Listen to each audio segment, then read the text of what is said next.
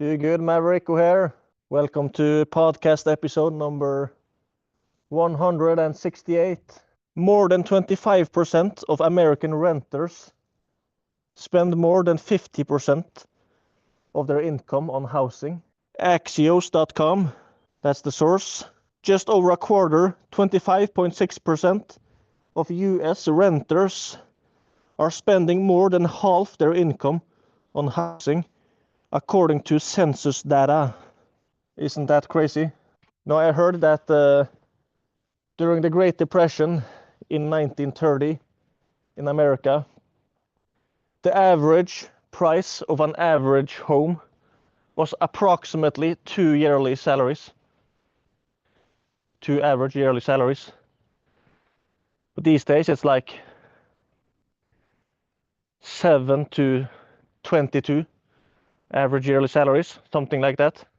I just wanted to jump on and record this quick cast episode about that statistic right there. If over 25% of the renters in America are spending over half their income on housing, that's pretty wild.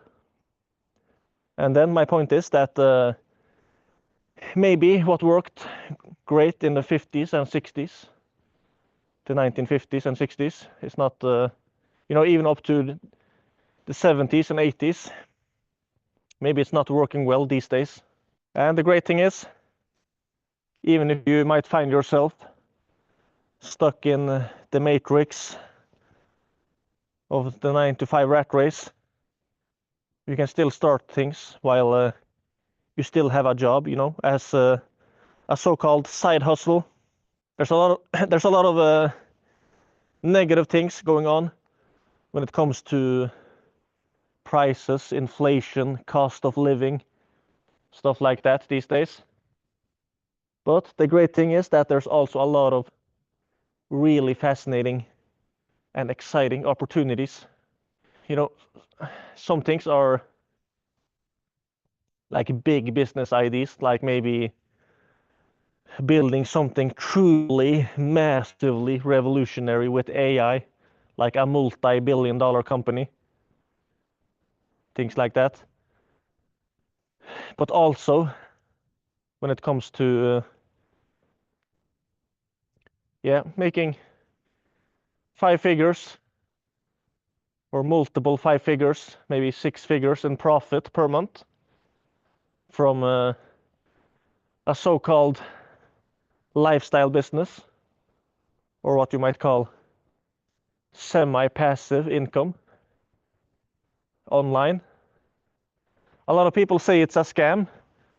Now, just to be clear, I'm not an expert at this at all, and I've not even done it myself yet. Now, just to be clear, my goal is not to work only 4 to 15 hours per week. But at the same time, I find the concept really fascinating. Because even if you want to work a lot more, wouldn't it be cool to build something where, for periods when you chose to, maybe it could be a form of semi-passive income. In 2006, Tim Ferriss wrote The 4-Hour Workweek, and since that time, a lot of people have built similar businesses. But the thing is, when people escape the 9 to 5 rat race, they very often ends up building their own race. But with a lot of the improvements when it comes to softwares and tools online, it might actually be more possible than ever. Things like the 4-hour workweek and semi-passive income.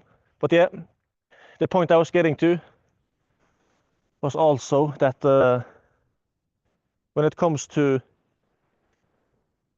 semi-passive income and lifestyle businesses, one thing I think a lot of people are talking and mentioning way too little is the importance of a business model. The business model you choose have a tremendous impact on how easy it's going to be to manage that business without spending a lot of time, without it becoming a new rat race, you know. I think that's also a thing that gets a lot of people stuck. That when they escape the rat race, they escape the 9-to-5 rat race to become an entrepreneur. Before they know it, they find themselves in their own little rat race.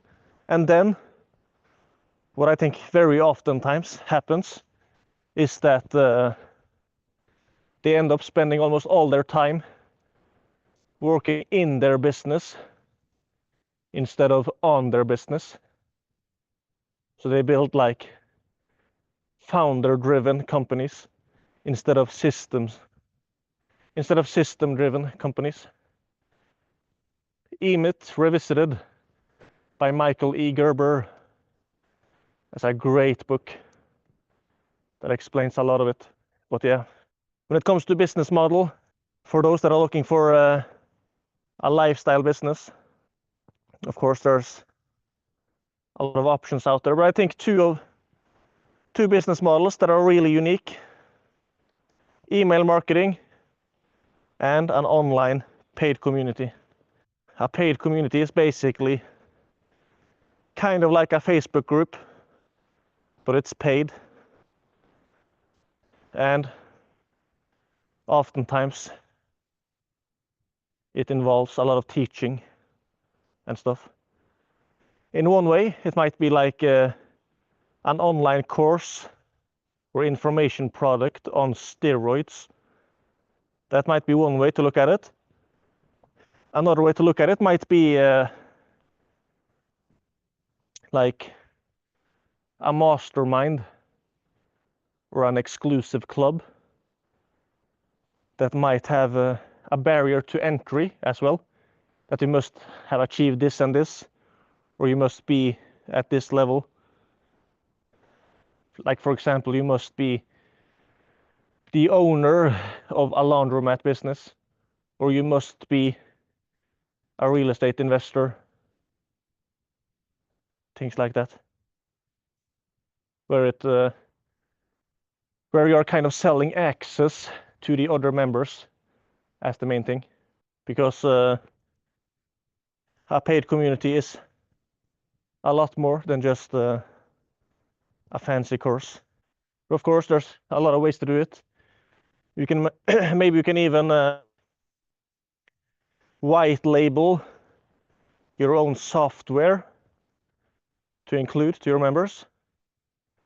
Maybe you can include some done with you services, because there might be some things you can do, that you can hire some experienced virtual assistants or freelancers to help you do, where it doesn't really cost you that much, but it can be tremendously valuable for your members.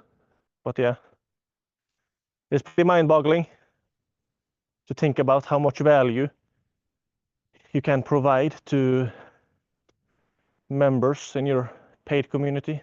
And that's what business is about, you know, or what it should be about, at least. Serving people, solving problems, providing value. But yeah, I think I mentioned it, but yeah, the last few weeks I've been interviewing a bunch of successful owners of paid communities that are making at least $10,000 in profit per month. So if you want to learn from those real life success stories, and also connect with a bunch of people that are in the process of building their own paid community, you should check out communitycashcows.com. All right, take care, and God bless.